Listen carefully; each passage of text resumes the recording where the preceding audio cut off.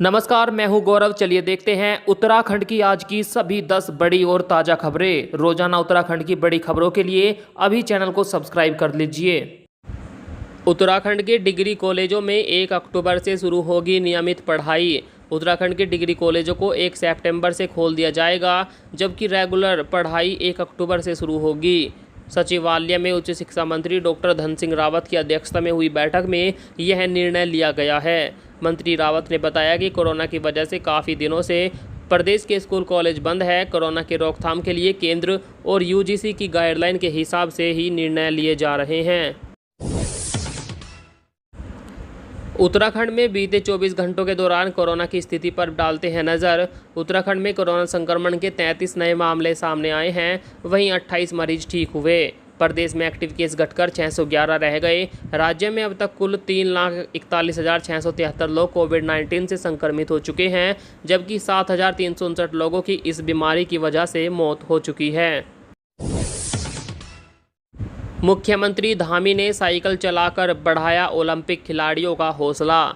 उत्तराखंड के मुख्यमंत्री पुष्कर सिंह धामी ने अपने ऊधम सिंह नगर के दौरे के दूसरे दिन साइकिल चलाकर ओलंपिक खिलाड़ियों का हौसला बढ़ाया। इस दौरान उन्होंने भारतीय खिलाड़ियों को शुभकामनाएं भी दी। उन्होंने 7 संगठन के पदाधिकारियों और कार्यकर्ताओं के साथ साइकिल रैली में हिस्सा लिया।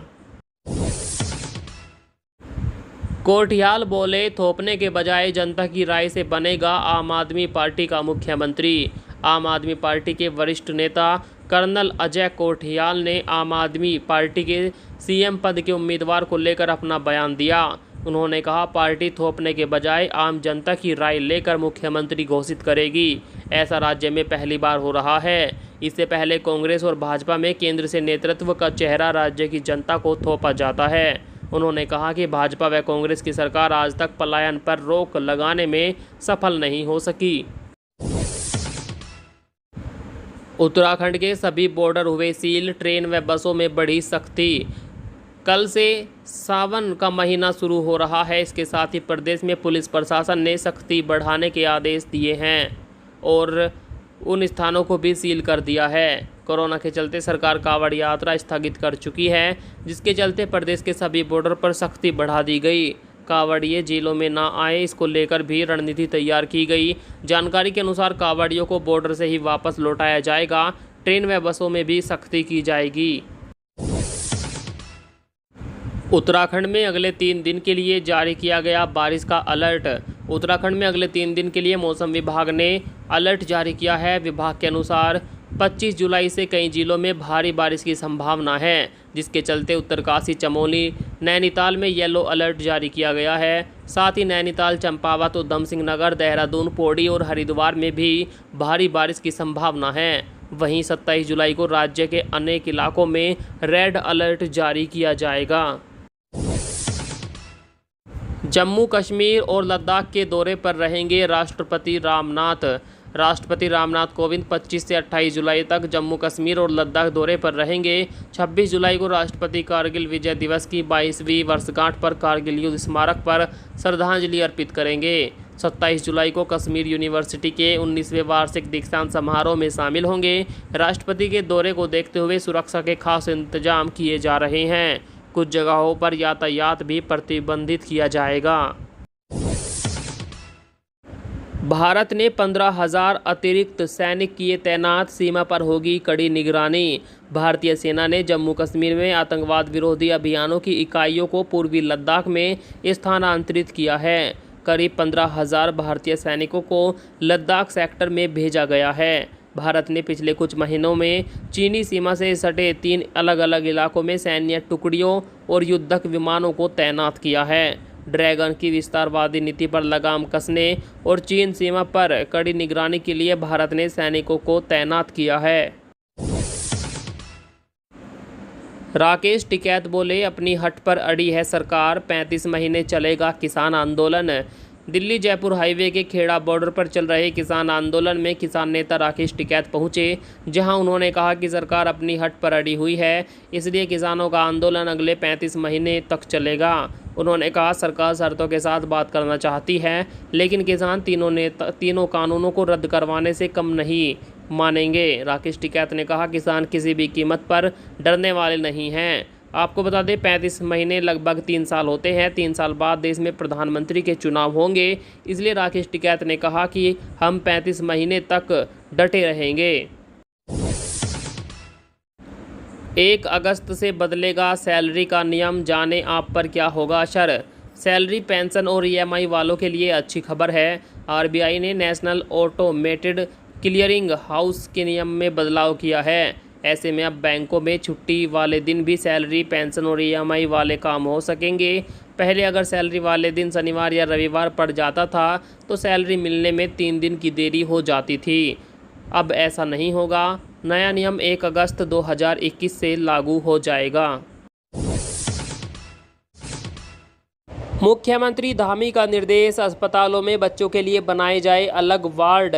तीसरी लहर की आशंकाओं के बीच मुख्यमंत्री पुष्कर सिंह धामी ने अस्पतालों को सख्त निर्देश दिए हैं। उन्होंने प्रदेश के सभी अस्पतालों में बच्चों के लिए अलग से वार्ड, ऑक्सीजन और ICU बेड बनाने के निर्देश दिए। मुख्यमंत्री ने सभी जिलाधिकारियों को 31 जुलाई तक इस काम को पूरा करने को कहा है। बेड और पर्याप्त मात्रा में वैक्सीन की उपलब्धता के लिए मुख्यमंत्री रक्षा मंत्री राजनाथ सिंह और गृह मंत्री अमित शाह से बात करेंगे। देश भर में लागू होगा 2 बच्चों का नियम, मोदी सरकार का संसद में जवाब। आसाम और उत्तर प्रदेश में नई जनसंख्या नीति को मंजूरी मिल गई है। भाजपा शासित दोनों राज्यों में 2 से अधिक बच्चों के माता पिता को कई तरह की सुविधाओं से वंचित किया जाएगा। माना जा रहा है कि केंद्र सरकार पूरे देश में इस तरह की नीति को लागू कर सकती है। हालांकि संसद में स्वास्थ्य राज्य मंत्री भारती प्रवीण पवार ने बताया कि इस तरह के किसी प्रस्ताव पर फिलहाल विचार नहीं चल रहा है। बच्चों के लिए कोरोना वैक्सीन सितंबर तक आ सकती है। देश में बच्चों के लिए कोरोना वैक्सीन सितंबर महीने तक लॉन्च हो सकती है। AIIMS chief doctor Randeep Guleria ने इसके संकेत दिए।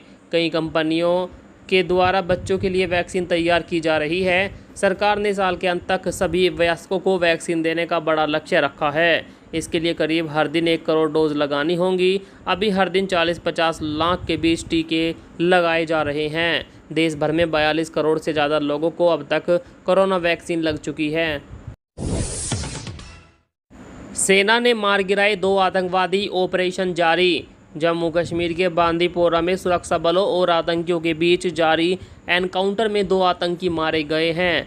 JK पुलिस ने इसकी जानकारी दी। इन आतंकियों की पहचान अभी नहीं हो पाई है। शोक बाबा के जंगल में आतंकियों के छिपे होने की सूचना सुरक्षा बलों को मिली थी, जिसके बाद यह एनकाउंटर शुरू हुआ। सर्च ऑपरेशन चलाए जाने पर आतंकियों ने फायरिंग शुरू कर दी थी, जिसका मुंहतोड़ जवाब दिया गया।